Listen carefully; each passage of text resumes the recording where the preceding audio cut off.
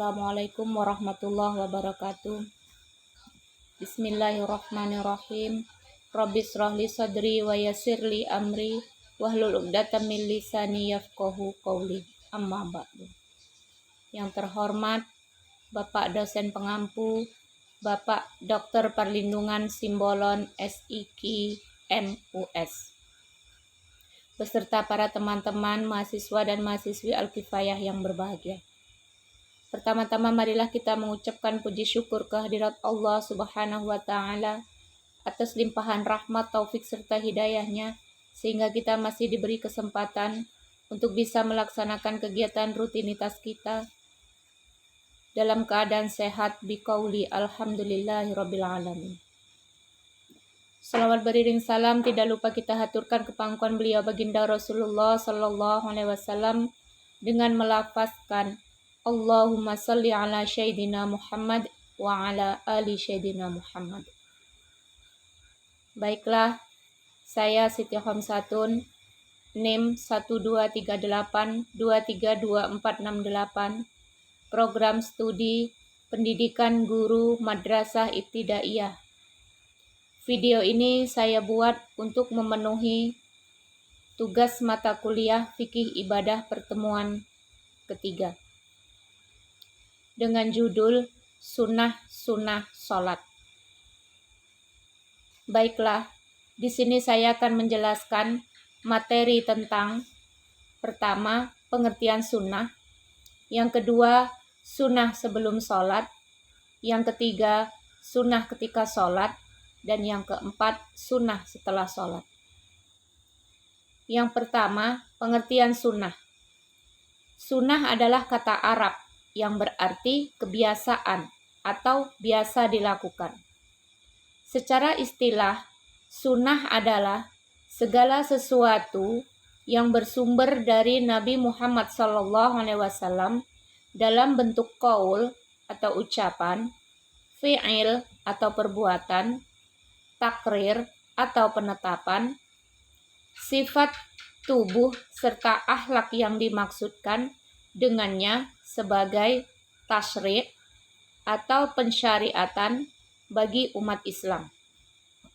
Jadi, hukum sunnah adalah bila dikerjakan berpahala dan apabila ditinggalkan tidak berdosa. Tapi, alangkah baiknya, walaupun sunnah, sebaiknya kita kerjakan. Karena sebagai tambahan amal ibadah kita selama kita hidup di dunia. Materi yang kedua yaitu sunnah sebelum sholat. Ada 5 amalan sunnah sebelum sholat. Yang pertama, bersiwak. Menurut Imam An-Nawawi, siwak adalah penggunaan sebuah ranting pohon atau semisalnya pada gigi untuk menghilangkan kotoran. Bersiwak adalah kegiatan membersihkan gigi dengan menggosokkannya dengan sesuatu yang keras.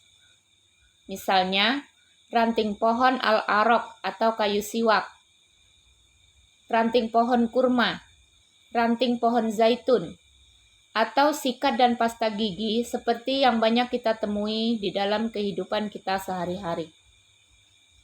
Maksud dari sunnah bersiwak sebelum sholat adalah untuk mengharumkan bau mulut, membersihkan gigi, dan mengeluarkan kotorannya sehingga tidak mengganggu jalannya ibadah sholat.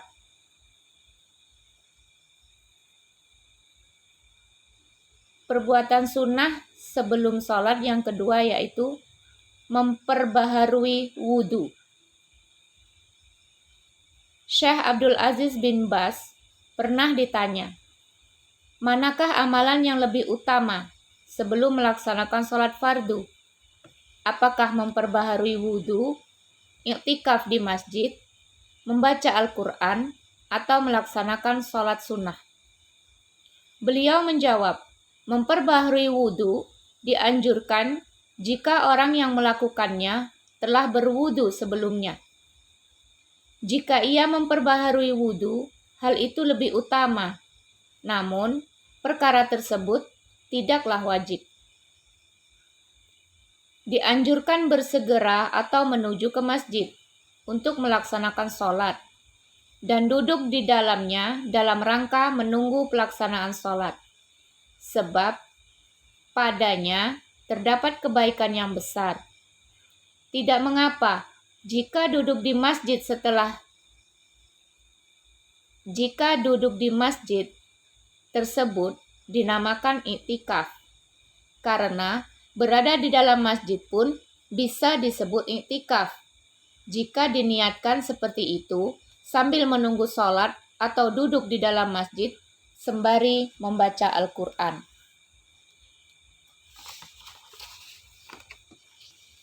Ini merupakan bentuk pendekatan diri kepada Allah Subhanahu wa Ta'ala. Amalan sunnah yang ketiga sebelum sholat yaitu pergi ke masjid dan menunggu waktu sholat. Setelah bersiwak, dianjurkan untuk bersegera pergi ke masjid bagi muslim laki-laki. Sedangkan bagi muslim perempuan diperbolehkan sholat di rumah. Dianjurkan pula bagi kita untuk berdiam di dalam masjid sambil menunggu waktu sholat tiba. Ketika memasuki masjid, disunahkan mendahulukan kaki kanan, sedangkan keluar dari masjid, dahulukan kaki kiri. Saat azan berkumandang, disunahkan bagi kita untuk menjawab seruan azan tersebut, walaupun dalam keadaan berhadas. Namun, ada pengecualian. Bagi orang yang sedang sholat, buang hajat, berjimat, atau mendengarkan khotib, khusus untuk sholat Jumat, bila kita sedang dalam keadaan tersebut, lebih baik untuk menjawab azan setelahnya. Menjawab azan pada saat sedang sholat hukumnya makruh dan tidak membatalkan sholat, karena jamaah sholat tidak diizinkan sepatah kata pun pada saat itu. Selanjutnya, amalan sunnah sebelum sholat yang keempat yaitu sholat tahiyatul masjid. Apabila seorang muslim memasuki masjid, maka dianjurkan melaksanakan sholat tahiyatul masjid sebelum duduk di dalamnya. Sholat tahiyatul masjid hukumnya sunnah dan dilakukan dengan 2 rakaat. Bila kita masuk ke masjid ketika khatib sedang menyampaikan khutbah Jum'ah, maka disunatkan melaksanakan sholat 2 rakaat dengan ringan. Kemudian segera duduk mendengarkan khatib. Amalan sunnah sebelum sholat yang kelima yaitu sholat sunnah rawatib. Sholat rawatib adalah sholat sunnah yang dilakukan sebelum atau sesudah sholat fardu.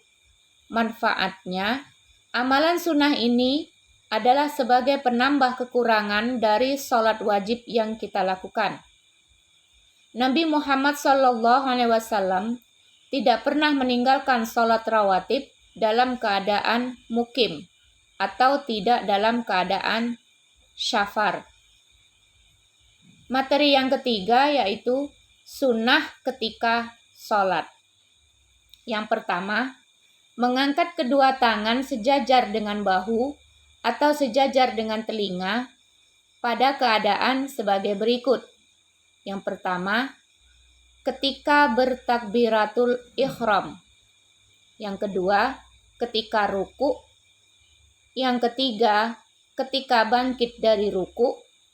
Dan yang keempat, ketika berdiri setelah rakaat kedua ke rakaat ketiga. Selanjutnya, amalan sunnah ketika sholat yang kedua yaitu meletakkan tangan kanan di atas tangan kiri, di atas dada atau di bawah dada dan di atas pusat.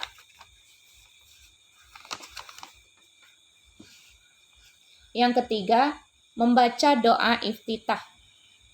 Yang keempat, membaca isti'azah pada rakaat pertama dan membaca basmalah dengan suara pelan pada tiap-tiap rakaat. Yang kelima, membaca amin setelah membaca surah Al-Fatihah. Yang keenam, membaca ayat atau surah pendek setelah membaca surah Al-Fatihah.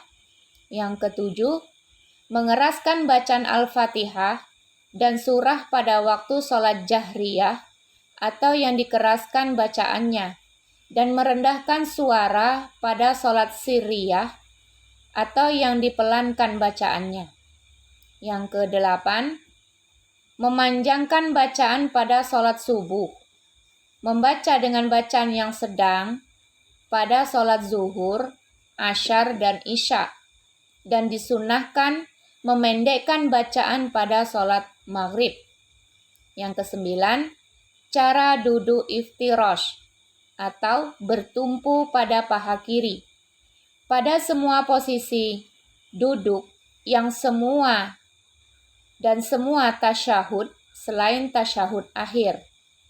Yang kesepuluh, berdoa pada waktu sujud. Yang kesebelas, membaca sholawat atas Nabi Muhammad SAW pada waktu tasyahud akhir. Yang ke-12, berdoa setelah selesai membaca tasyahud dan membaca sholawat untuk Nabi Muhammad SAW dengan doa yang dicontohkan Rasulullah SAW. Yang ke-13, salam kedua ke kiri. Yang ke-14, zikir dan berdoa setelah salam. Materi yang keempat yaitu sunnah setelah sholat. Yang pertama, zikir dan berdoa setelah salam. Membaca istighfar 3 kali. Kemudian yang kedua, membaca tasbih 33 kali, tahmid 33 kali, dan takbir 33 kali. Yang ketiga, membaca Fatihah dan ayat kursi. Dan yang keempat, zikir-zikir ini dibaca ketika masih duduk di tempat sholat dan tidak berubah posisinya. Demikianlah uraian singkat yang dapat saya sampaikan pada kesempatan ini mengenai sunnah-sunnah sholat. Apabila terdapat kesalahan, kehilafan, dan kekurangan, saya mohon maaf yang sebesar-besarnya. Akhiru kalam, wabillahi taufiq wal hidayah, wa minar rasulillahi sallallahu alaihi wasallam, asyafa'ah wa tarbiyah. Wassalamualaikum warahmatullahi wabarakatuh.